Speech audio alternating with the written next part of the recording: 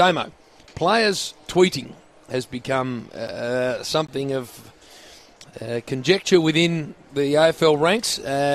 We've seen the Melbourne players this week. I think even a couple of the Cats got involved and had their say on the outcome. And then did they get their wrist slapped? What happened? Yeah, they will, we believe, and we hopefully be able to bring it to our listeners before this game starts tonight. The official AFL finding on the Melbourne players commenting on Jack Trengo's suspension, which ranged from Brad Green making a comment about a duty of care, it was the perfect tackle, to other teammates. Ricky Pettard made a comment. Frawley made a comment. Playing for Melbourne Demons, not the Melbourne Vixens. And then the Vixens blew up. Why wouldn't they?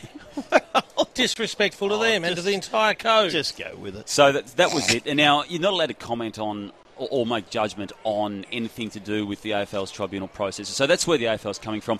It will certainly be seen to be heavy-handed by some people, but I can sort of see where they're coming from. If it was to be passed that Melbourne players could comment via Twitter when you do get fined and reprimanded if you comment in any other form of media, I think it would be a little bit hypocritical. So I expect to be something. I think it would be more of a warning type of statement that we're going to read out. Hopefully, that's would be my take on it, but we will hopefully get something formal in the next hour and a half. This is where the common sense rule should apply, which sometimes is prevalent and other times not, but it is exactly what should happen, Damo. Yep. It should be, right, this is new media, new world of media. This is a new media policy, if you like. Yep. And that is, you can't do it on Twitter or Facebook or anywhere else that you can't do it with a spoken word. I think everyone on Twitter should be fined.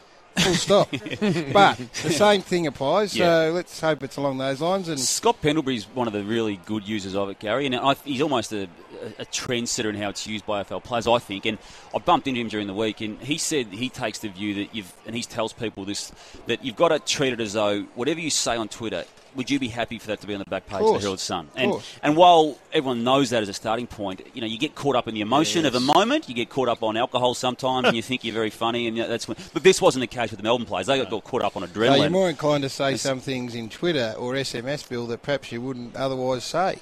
Well, it goes back to our day and the texting days when you'd probably text. Speak for yourself. Shoot something off to Our a friend. day, Bill. Speak for yourself. And you wouldn't want that in the back of the Herald Sun, would you? What did you shoot off, Billy, that you wouldn't have wanted in the paper? I don't think texting was around in our I was day. going to say, you go down to a bloody phone on the corner street now. Yeah. What are you wearing?